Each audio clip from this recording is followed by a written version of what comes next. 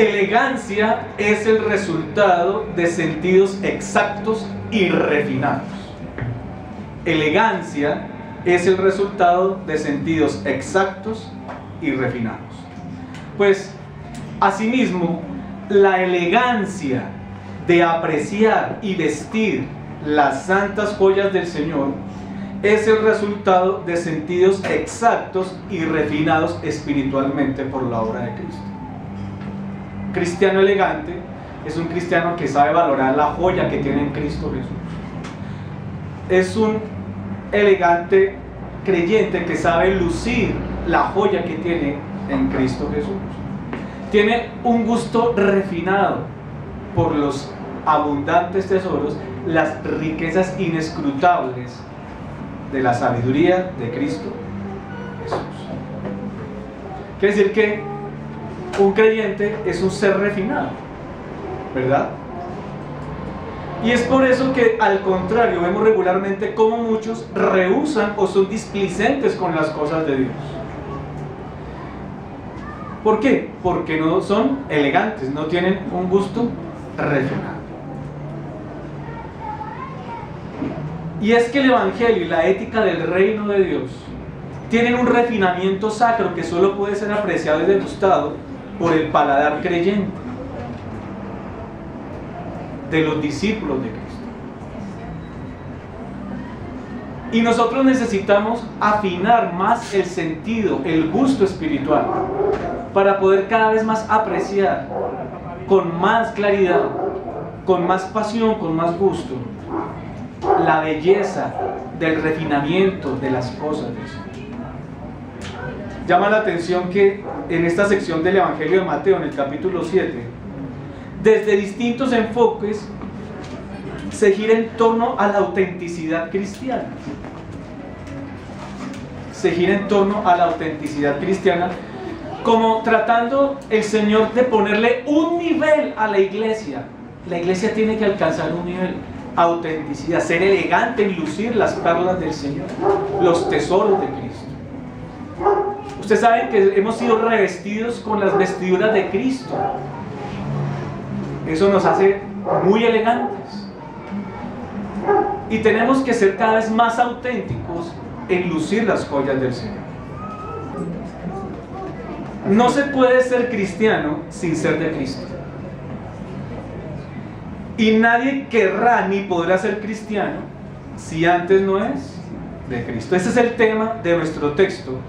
Y para enseñarlo, Jesús emplea dos metáforas equivalentes prescribiendo una prohibición.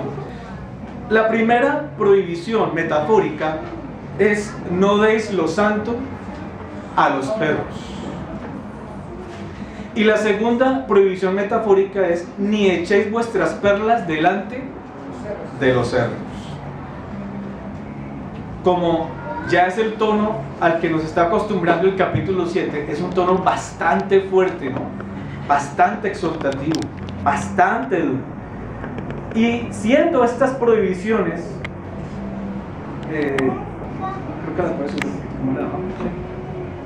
siendo estas prohibiciones ya lo suficientemente fuertes, vienen acompañadas además de la advertencia de unas consecuencias graves al tratar de desobedecer estas prohibiciones. Las advertencias de consecuencias graves son que, al dar lo santo a los perros, no sea que se vuelvan y os despedacen.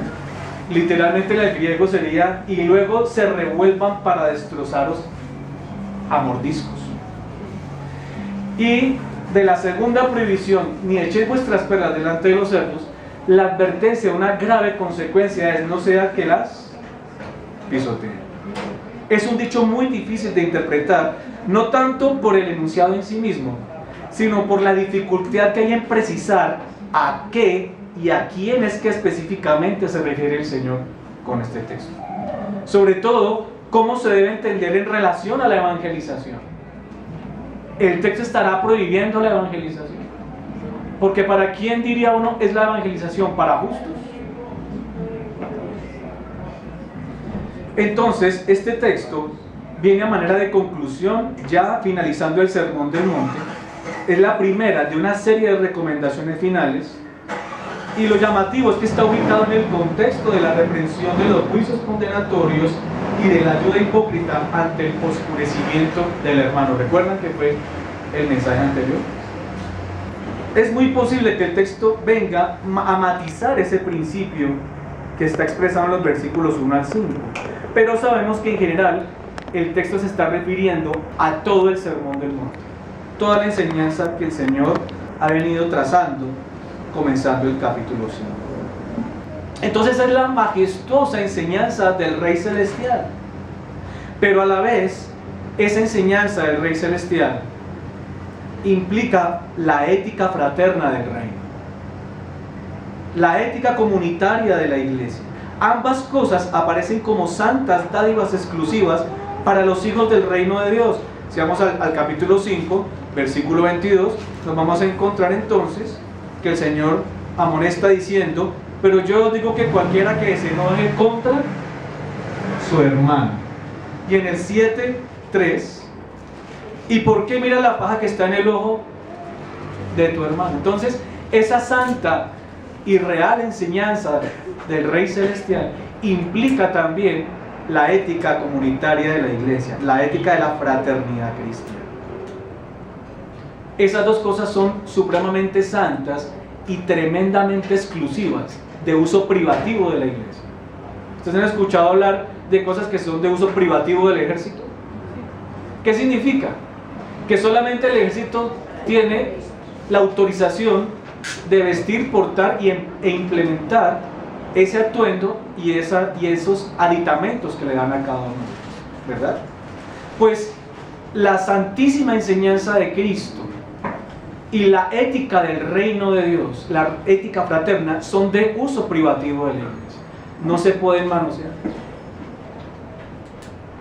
ni tampoco se pueden pisotear, ni se pueden poner en venta al mejor postor.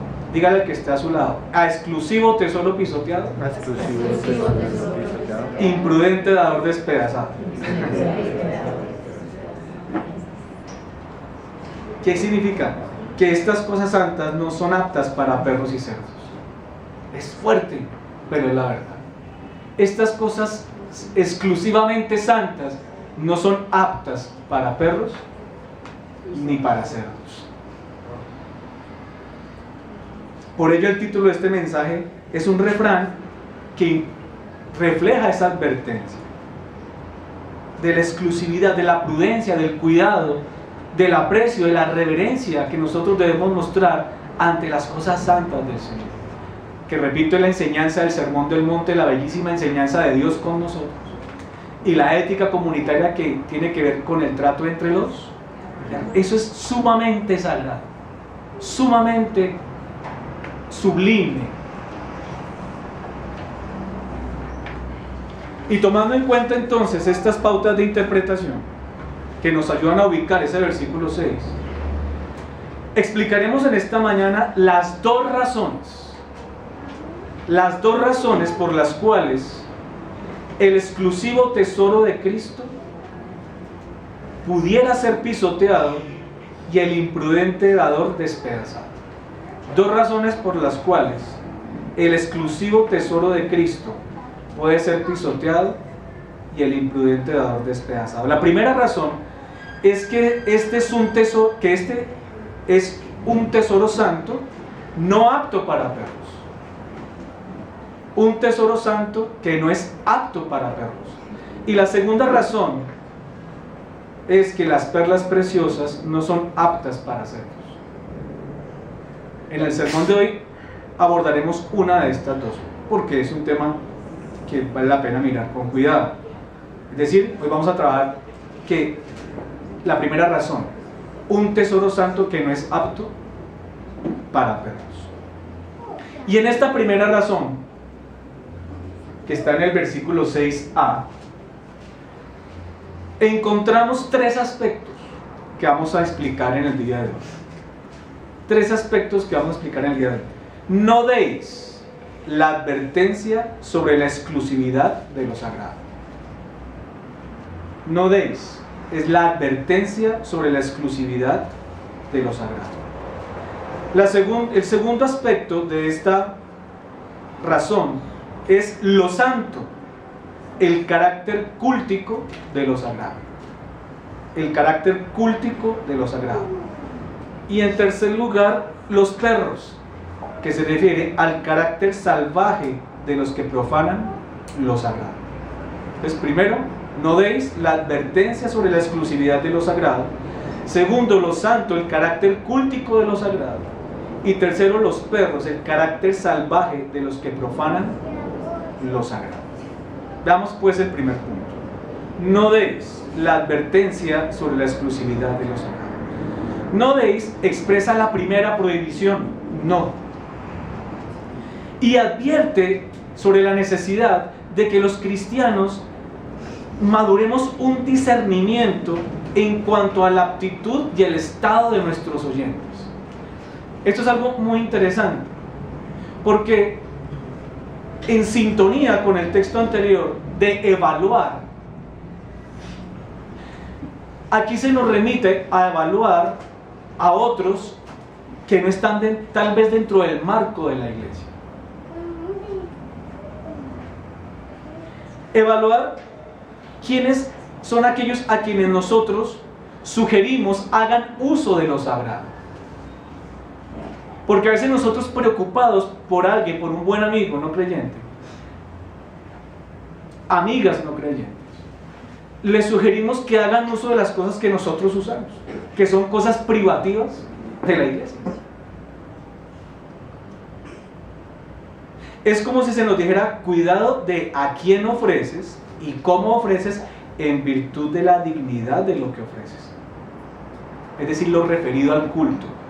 Eso es lo santo. Porque el tesoro santo no es apto para perros.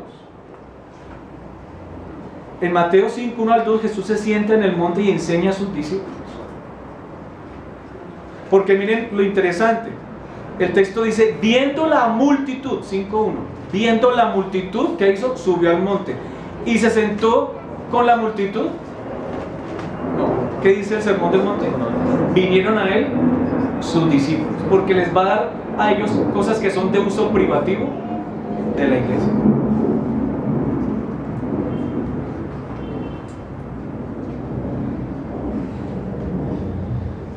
Esto es la teología narrativa de Mateo.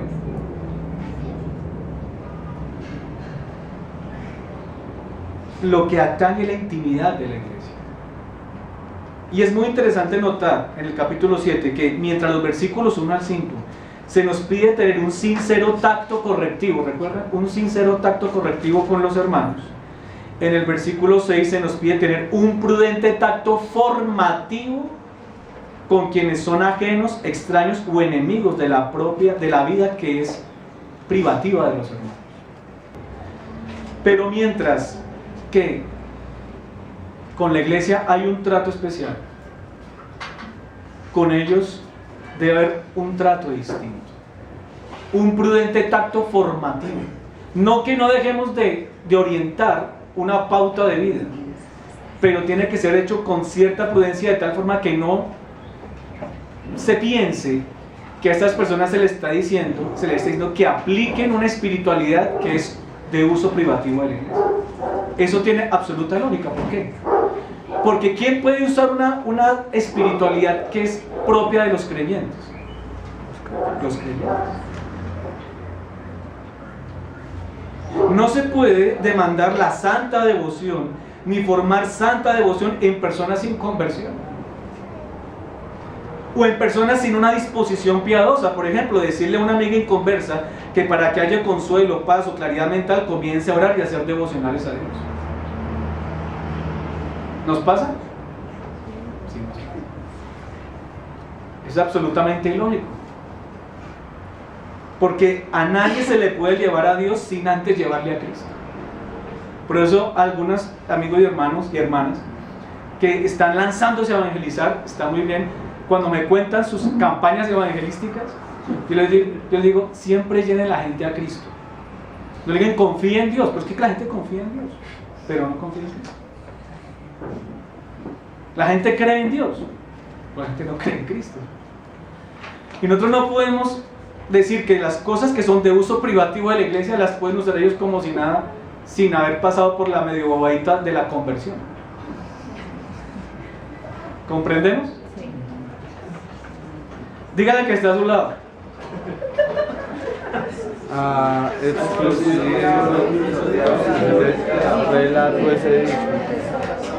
¿Cuánto podría repetir? A exclusivo, tesoro pisoteado. Imprudente dador de esperanza. Transliterando nuestro idioma. La gente cree en Dios, pero ¿saben quién es Cristo? El Dios de la Biblia. Ellos no creen en el Dios de la Biblia. Pero se les mira, confía en Dios, entrega tu vida a Dios, órale a Dios. No les estamos diciendo nada. Además de que con eso estamos nosotros suponiendo que ellos tienen la espiritualidad para reconocer que Dios es Dios y que ellos lo necesitan. Cuando una persona en estado de inconversión aborrece a Dios, la ley de Dios y la iglesia de Dios. Por eso hay cosas que solamente se pueden enseñar a creyentes, cosas que solo se pueden aconsejar a creyentes. No de lo santo.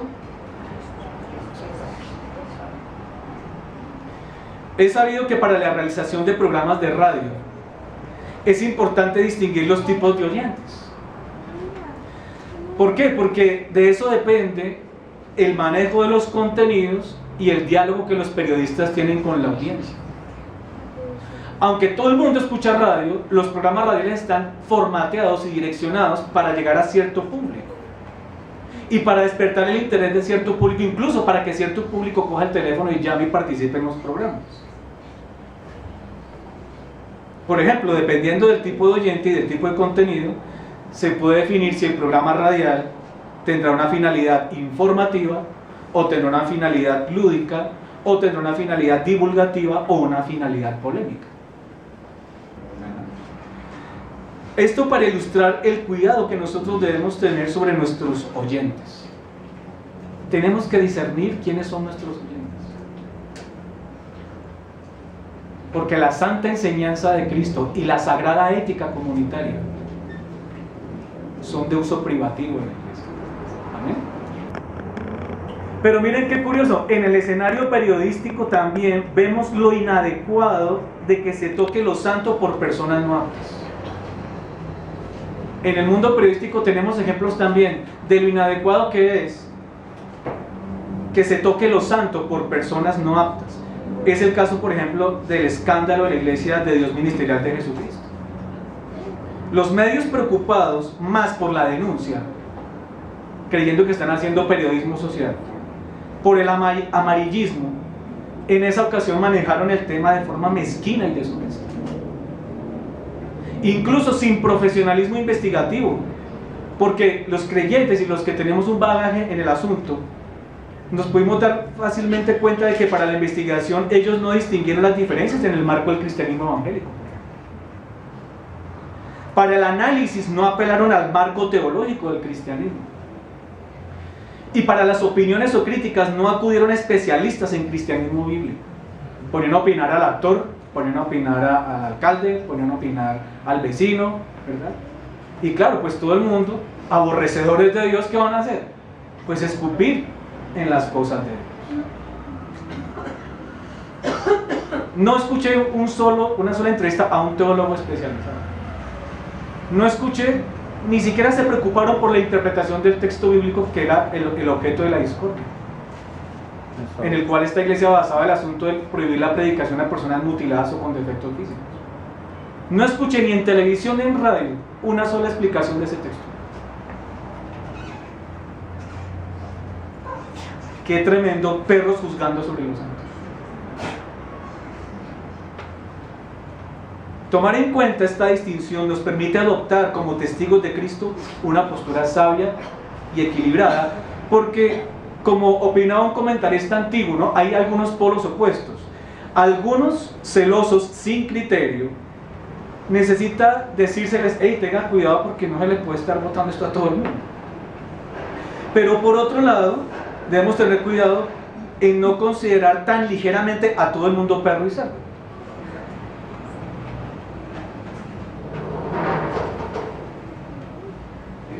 como para tener en ello pretexto para rehusar predicarles el Evangelio.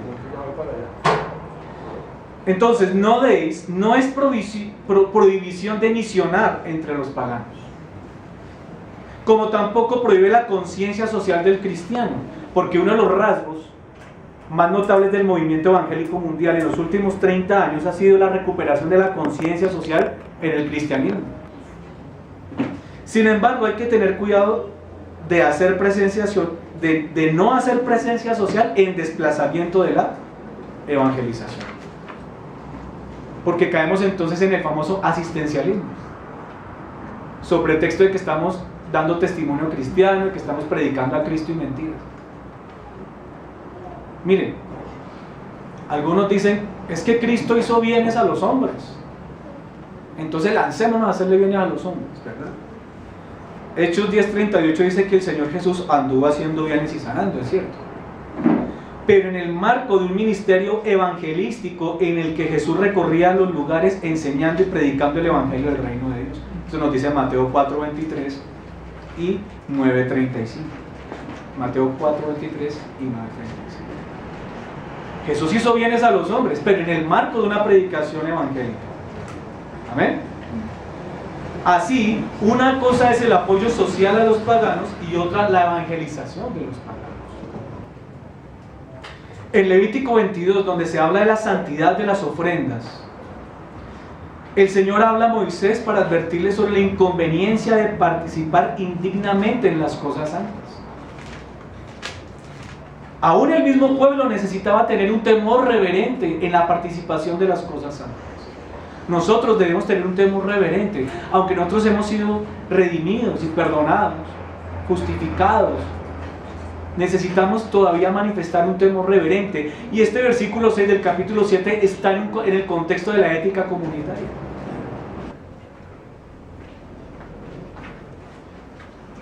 Entonces, allí en el Levítico 22, Moisés habla advirtiéndole sobre la importancia de participar dignamente de las cosas santas. En el versículo 23 dice: todo varón de vuestra descendencia en vuestras generaciones que se acercare a las cosas sagradas que los hijos de Israel consagran a Jehová, teniendo inmundicia sobre sí, será cortado de mi presencia. Por tanto, dice el versículo 10, ningún extraño comerá cosa sagrada. El huésped del sacerdote y el jornalero no comerán cosas sagradas. Dar lo santo a los perros es propiciar, según los versículos 9 y 15 de ese texto, una profanación. Una profanación.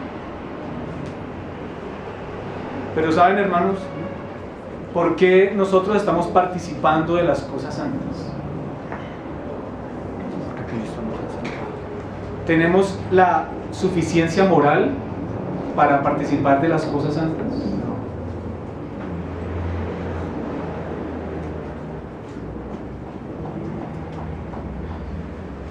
Porque pareciera que Dios hubiera ofrecido lo santo a los perros cuando envió a Jesucristo.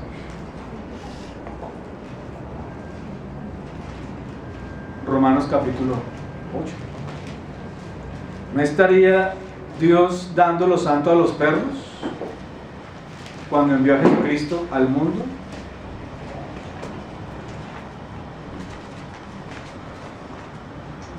Porque dice el versículo 32 del capítulo 8 de Romanos que Dios no escatimó ni a su propio Hijo, sino que lo entregó por todos nosotros. Pero ¿sabían que Dios no le estaba botando lo santo a los perros? Porque dice el versículo 28 que Cristo estaba destinado para los que habrían de amar a Dios, a aquellos que por amar a Dios todas las cosas les ayudarían a bien, a los que conforme a su propósito habrían de ser llamados. Cristo no fue puesto en la cruz para que fuese desperdiciada su sangre. Amén. Cristo no fue molido para que alguno lo pudiera rechazar.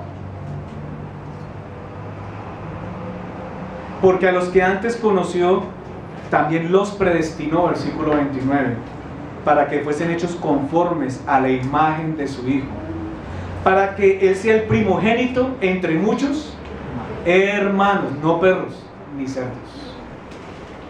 ¿Amén? ¿Qué somos nosotros? Hermanos. Dios no le botó lo santo a los perros. Dios envió a su Hijo Jesucristo para los escogidos, para los predestinados. Bendita sea la predestinación. Y a los que predestinó, a estos también llamó. Y a los que llamó, a estos también justificó. Y a los que justificó, a estos también glorificó. Hermanos en la eternidad, hasta la eternidad.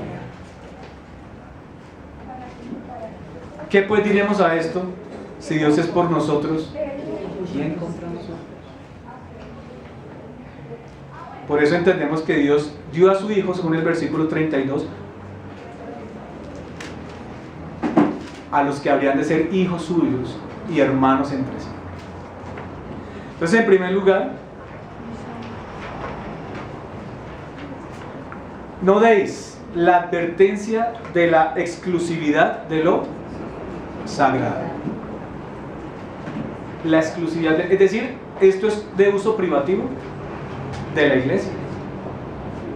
Calvino tenía absolutamente toda la razón cuando dijo: ¿dónde está el fundamento de la iglesia? ¿Dónde está la garantía de la perpetuidad de la iglesia? En la elección eterna. Porque Dios no le vota a los santos a los santos. En segundo lugar, precisemos qué es lo santo. No deis lo santo. Y decíamos entonces que lo santo es el carácter cúltico de lo sagrado. Por eso es que es tan exclusivo, porque tiene que ver con el culto a Dios. ¿Creen ustedes que un inconverso orando le está rindiendo culto a Dios? ¿Qué dice la Biblia sobre las oraciones de los impíos? Que no son escuchadas. Que no son escuchadas. ¿Qué es lo santo? En hebreo como en el griego bíblico, la palabra santo expresa la idea de separación. Pongamos una metáfora del mundo deportivo. ¿Qué es una selección? La selección de fútbol de un país. Jugadores que han sido escogidos, separados con el fin de ponerlos a cumplir una función específica. Y en el ámbito religioso se aplica a todo aquello que es apartado del uso corriente para ser tenido por sagrado. En nuestro texto, lo santo o lo sagrado, que como hemos dicho en Mateo incluye la ética sagrada de la fraternidad cristiana, consiste en el oficio sagrado que se realiza en honor al Dios de Israel. El oficio sagrado que se realiza en honor al Dios de Israel. Y Mateo, que fue un buen escriba, está evocando doctamente el Antiguo Testamento en plena continuidad con la ley y los profetas. Por eso Jesús allá dice: yo no vine para abrogar, sino para cumplir. Y para oficiar al Señor es que Él consagra nuestras vidas. Para celebrar a un Dios santo es que Dios tiene un pueblo santo, distinto de entre todos los pueblos de la tierra, así como Dios es un Dios distinto de entre todos los pueblos de la tierra. Nosotros somos santos en cuanto a que amamos a Dios. Y solo un pueblo en toda la tierra y en toda la historia puede amar a Dios: la iglesia.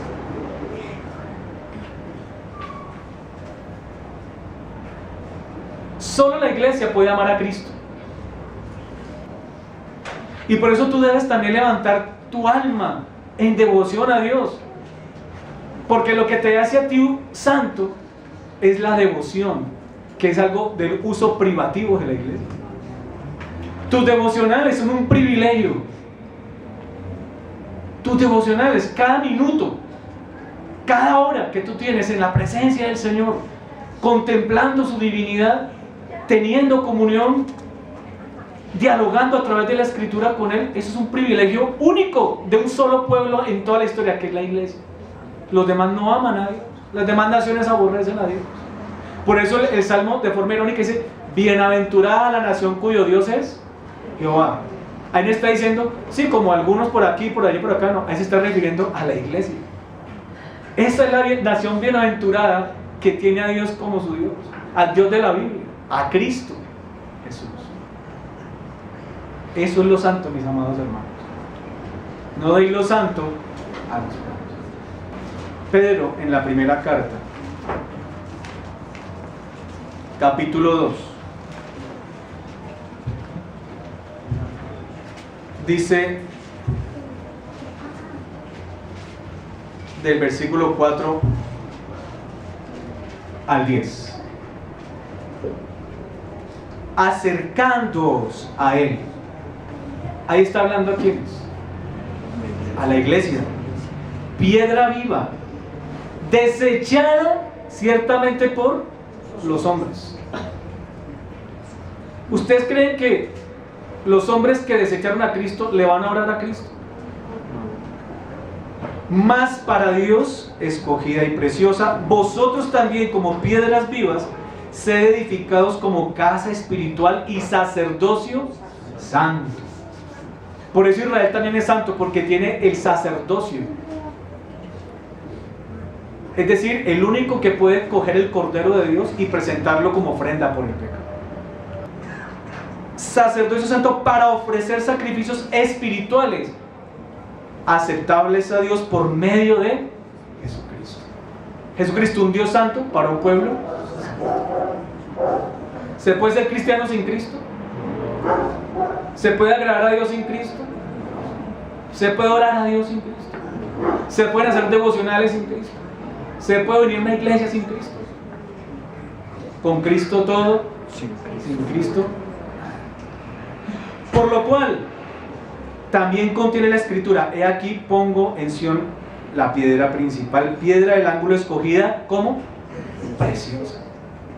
O sea que nosotros tenemos un alto refinamiento, porque estamos vestidos, adornados con la piedra escogida y preciosa. Y el que creyere en Él no será avergonzado. Amén. Para vosotros, pues, los que creéis, ¿verdad? ¿Sí ven? Versículo 7. Para vosotros, pues, los que creéis, Él es precioso. Pero para los que no creen, la piedra que los edificadores desecharon, ¿verdad? Qué insensatez que alguien encontrándose un diamante lo bote a la basura.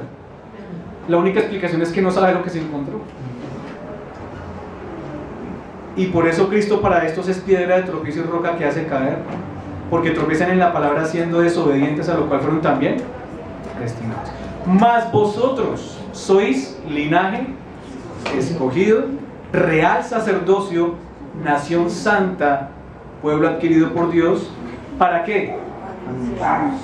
¿Para qué anunciéis? No para decirle a la gente inconversa, órele al Señor que le salga ese negocito. Amén. Nosotros estamos para anunciar el Evangelio. Las virtudes de aquel que os llamó, ¿de dónde? De las tinieblas a su luz admirable.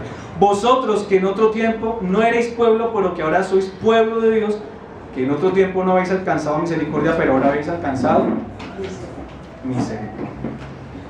A mí me cuestiona mucho ver cómo las actuales celebridades gospel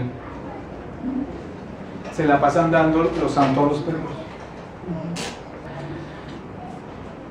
¿Sabían que el mundo que aborrece a Dios los aplaude a ellos? El mundo que aborrece a Cristo les da premios Grammy a ellos. Hay algo que no está bien. ¿Saben por qué les dan premios Grammy? Porque le están agradando. Porque están agradando a los hombres imágenes. Porque no hablan de Dios, es mentira. Se hacen pasar por grupos cristianos, pero no son grupos cristianos. Los que hacen proselitismo religioso en las iglesias, no conformes con su éxito económico, muchos líderes carismáticos han aprovechado su influencia para ingresar en el campo de la política electoral y por otro lado para congraciarse con políticos prestantes. Candidatos a todos los cargos de elección popular han hecho proselitismo de los púlpitos cristianos, con tal de lograr votos. Samper, Serpa, Uribe, Santos, todos ellos han hecho campaña presidencial en las más grandes iglesias de Colombia. Pero ¿por qué pueden entrar ellos allá a hacer eso? Que le echan los santos a los perros. Que los llevan. ¿Por qué los llevan? Porque los usan incluso para su conveniencia. Misión Carismática Internacional, Centro Misionero Bethesda, el Centro Mundial de Avivamiento. Falsos profetas que han permitido el manoseo de los santos, convirtiendo las iglesias en grandes organizaciones de clientelismo y proselitismo político. Por eso nosotros necesitamos también ser diligentes al valorar nuestra santidad. Porque hemos sido llamados para adorar y servir en devoción al Señor, en espíritu y en verdad. Porque los verdaderos adoradores adoran al Padre en espíritu y en verdad. Y el Padre, tales adoradores, busca que le adoren. Y por cuanto tener santa comunión con el Señor es una experiencia fundamental del creyente, también entonces tiene que ser una tarea fundamental del creyente perfeccionar la santidad en el temor de Dios. Nosotros perfeccionamos la santidad no para tener autoridad para imponer manos. No perfeccionamos la santidad para tener más autoridad en la enseñanza. Nosotros perfeccionamos la santidad para tener comunión con un Dios santo, para servir a un Dios santo, para glorificar a un Dios santo, para tener ese privilegio de asumir el sacerdocio y entrar con toda solemnidad y reverencia ante la presencia de un Dios santo. Para eso necesitamos perfeccionar la santidad.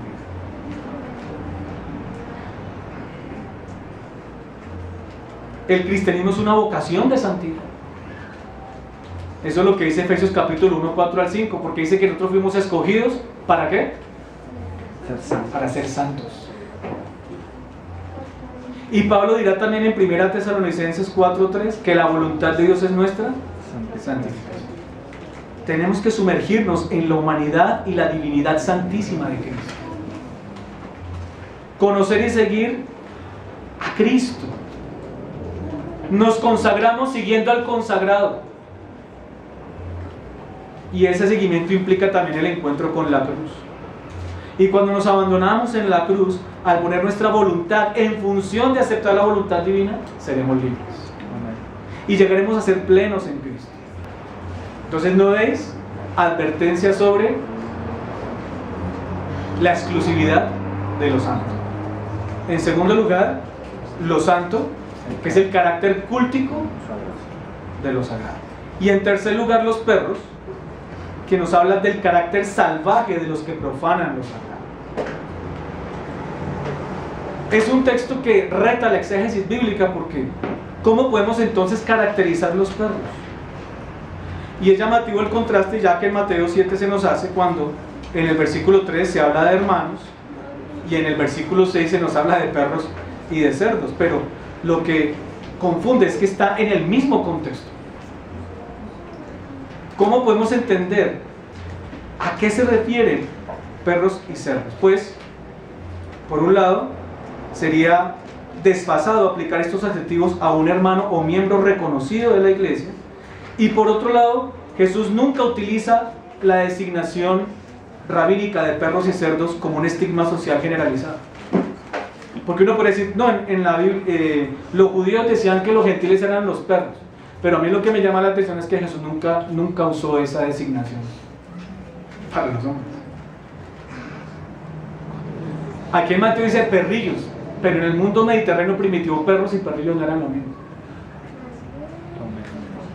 Jesús nunca usó este apelativo como un estigma social generalizador, como sí lo hicieron los judíos refiriéndose a los gentiles. Entonces, si estos no son los hermanos, pero Jesús también se mide para usarlo de forma generalizada, esto nos dice entonces que la iglesia tiene que guardar una cierta prudencia frente a cómo discierne esta situación. Y sencillamente entendemos que lo que Jesús está diciendo allí es que perros y cerdos son personas extrañas a la fe, no aptas para participar ni de lo santo ni de las perlas del reino de Dios, que es lo que veremos dentro de 8 días.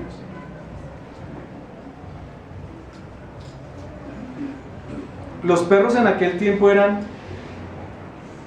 salvajes y gregarios, es decir, errantes, y se alimentaban de carroña y desperdicios, más fieros y repugnantes que los perros en nuestro tiempo y en Occidente, que fueron domesticados como mascotas. Por ello, entre los judíos, los perros de la calle eran tenidos en poca estima. En la cultura general oriental eran tenidos en poca estima. Y aquí se refiere a personas necias, personas con nula inteligencia espiritual, rebeldes y contradictorias que se vanaglorian de su propia sabiduría. Proverbios 26:11 nos ayuda a precisar este sentido.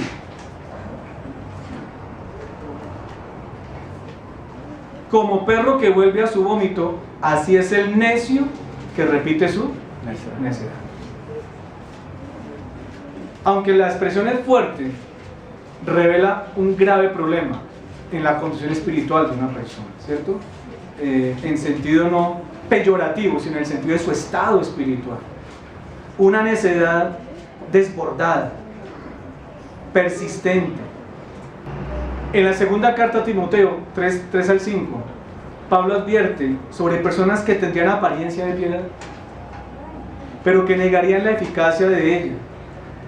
Eran hombres amadores y serán amadores, hombres amadores de sí mismos, y siendo hostiles, salvajes, como los perros del oriente, se convirtieron en personas sin afecto natural, implacables, calumniadores, intemperantes, crueles, aborrecedores de lo bueno, traidores, impetuosos, infatuados, amadores de los deleites más que de Dios. Y Pablo le dice a Timoteo: a estos evita.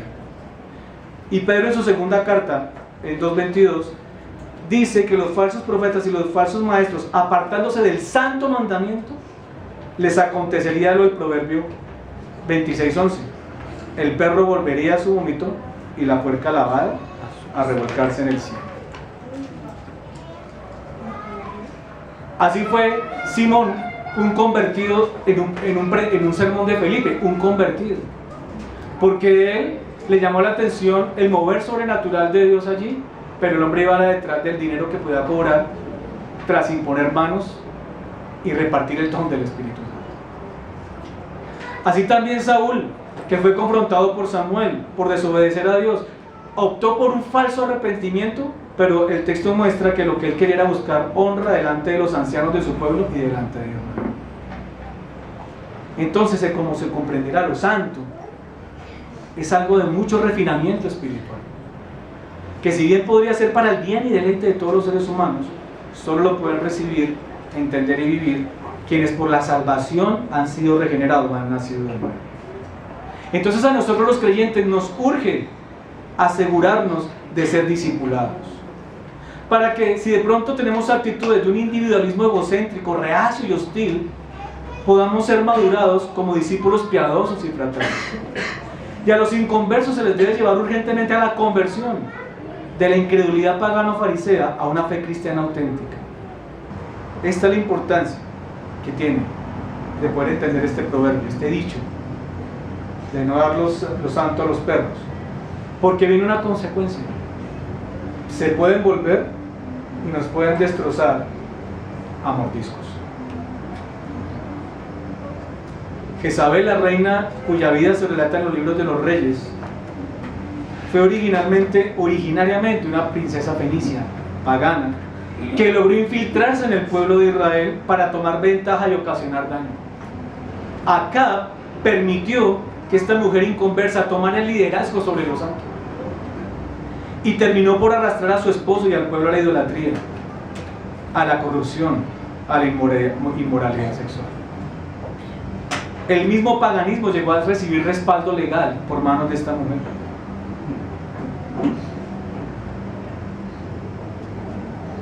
Es necesario distinguir entre discipular y evangelizar.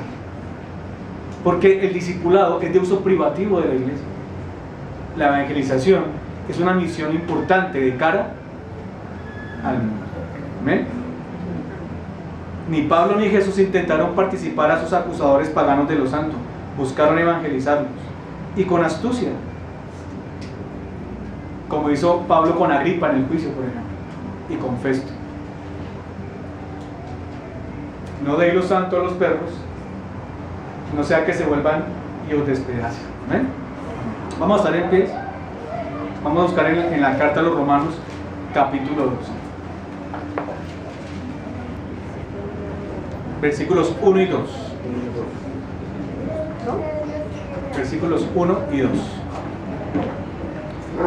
Al unísono, dice: así que, hermanos, os ruego por las misericordias de Dios, que presentéis vuestros cuerpos en sacrificio vivo, santo, agradable a Dios, que es vuestro culto racional. No os conforméis a este siglo, sino transformaos por medio de la renovación de vuestro entendimiento, para que comprobéis cuál sea la buena voluntad de Dios, agradable y perfecta.